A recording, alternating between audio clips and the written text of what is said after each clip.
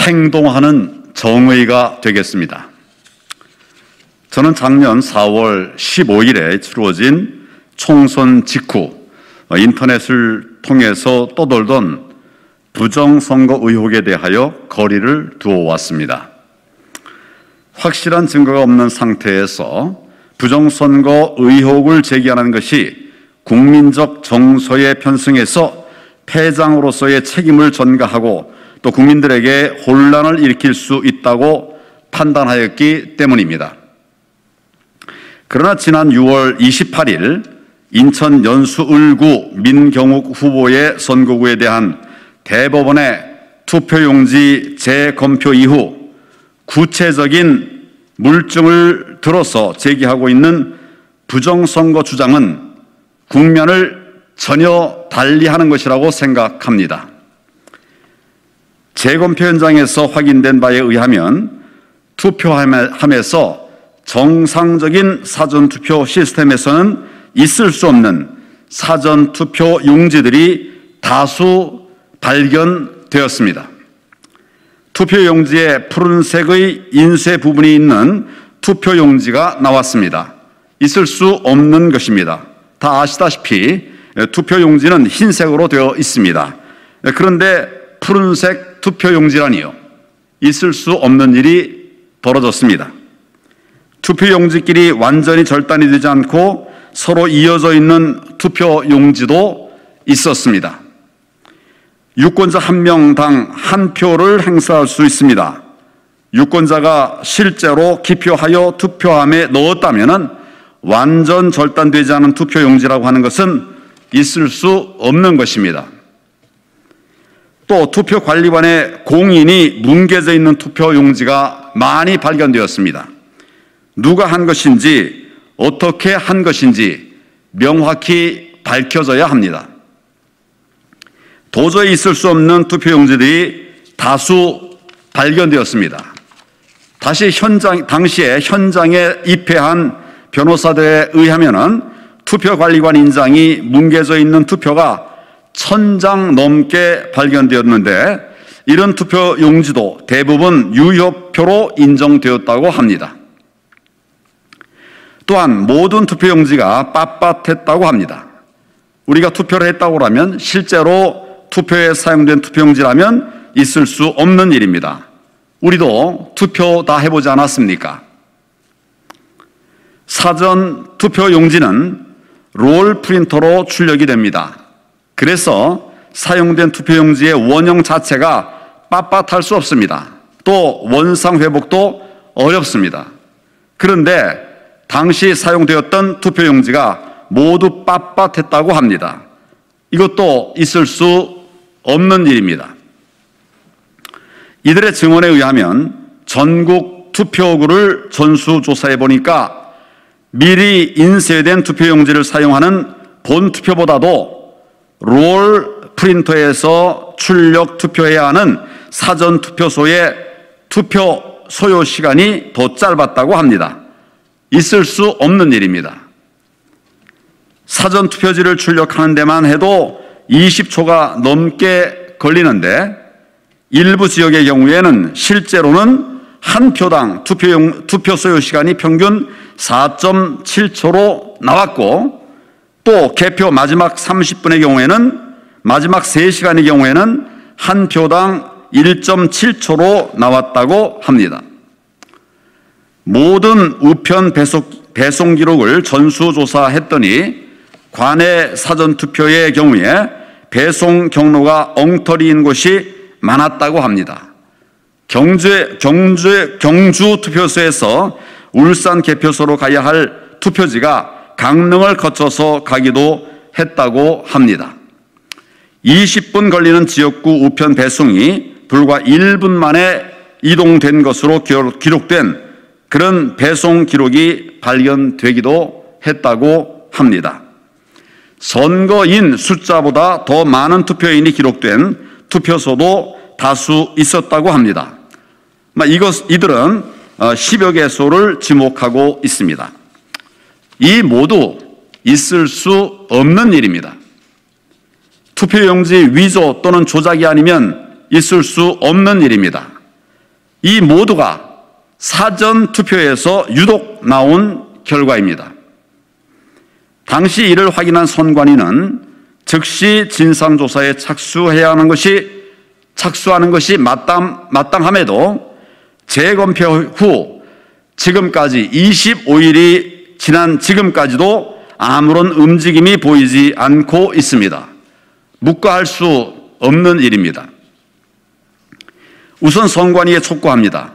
첫째, 선거관리위원회는 위와 같은 투표용지의 정체가 무엇인지, 뭉개져 있는 투표용지의 공인은 누구의 것인지, 또 그 경위는 어떻게 된 것인지 즉시 밝히고 국민 앞에 명확히 설명해야 합니다.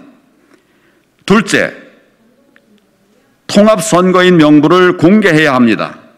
이를 공개해야 유령투표 여부를 밝힐 수 있을 거 아닙니까? 셋째, 선거관리위원회는 사전투표에 대한 통계학적인 의문이나 사전투표 소요 시간에 대한 의문 등 국민들이 제기하고 있는 합리적 의심에 대하여 명확히 해명을 해야 합니다. 대법원에도 촉구합니다. 첫째, 대법원도 위 수상한 투표용지의 유효성 여부에 관해서 조속히 판단해서 국민들께 알려드려야 합니다. 만에 하나 위와 같은 투표용지가 선거 결과에 영향을 미치지 않았다는 결론이 나온다 하더라도 앞으로 있을 선거에서 다시는 위와 같은 국민적 의혹이 생기지 않도록 분명한 법 개정과 입법 제도적 장치 마련 조치가 취해져야 합니다.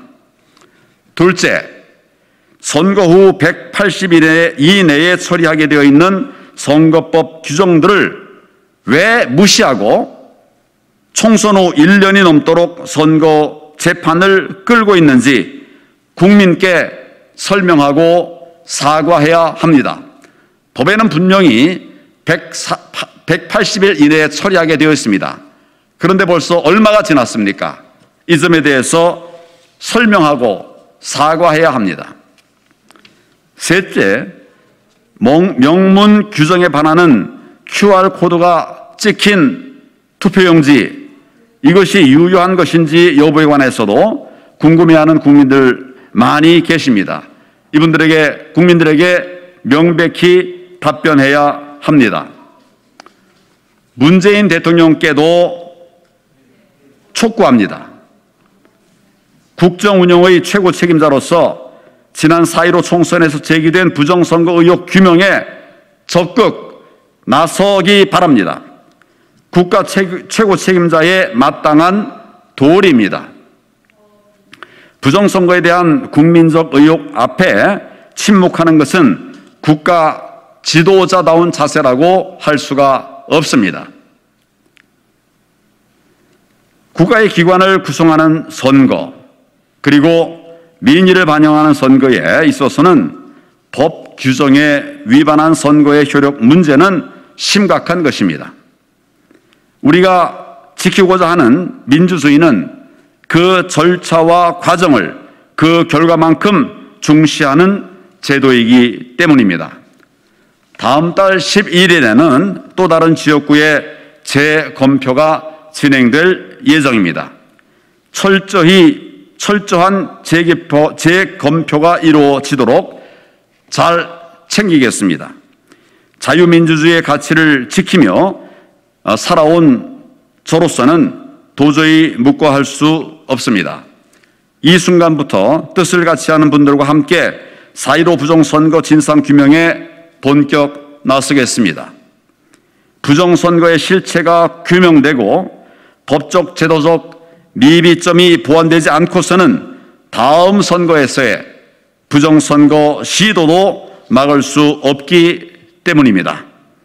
법과 정의를 지킬 수 없기 때문입니다. 따라서 제안을 드립니다. 우선 중요한 것이 진실을 밝히는 것입니다. 진실은 팩트 위에 있습니다. 김경수 드루킹 여론 언론 조작 사건에서도 확인했듯이 문재인 정부는 팩트엔 관심이 없고 숨기려고만 합니다. 팩트가 확인돼도 시간만 끕니다. 그래서 별도의 독립기관이 진실을 밝혀야 합니다. 우리 법에서는 그런 장치가 특검입니다. 특별검사입니다. 야당이 특검 주장에 먼저 나서야 합니다. 국민의힘 김기현 원내대표께 당부드립니다. 지난 총선 부정선거 의혹을 전담할 특검을 제안해 주시고 또 관철시켜 주시기를 바랍니다. 이를 통해서 진실을 밝혀서 법치와 민주주의를 지켜나가 주시기를 바랍니다. 다가오는 대선이 또다시 불법 선거로 얼룩지지 않도록 할 수 있는 유일한 방법이 바로 특검이기 때문입니다. 여당도 당연히 이를 수용해야 합니다. 정정당당하게 대선에 임하고 올바른 국민의 심판을 받겠다는 생각이라면 말입니다. 그래야 여당이 정통성 논란에서 자유로울 수도 있습니다. 내년 대선이 미래지향적 경쟁의 장이 되기 위해서라도 정치적으로 중립적인 특검에 과거 의혹 조사를 맡겨야만 합니다. 여야 지도부에 간곡히 당부드립니다. 차기 정권이 늪에서 허우적거리지 않게 하기 위한 최선의 방책입니다. 특검 반드시 관철해서 국민들의 의혹을 해소시켜 드려야 합니다.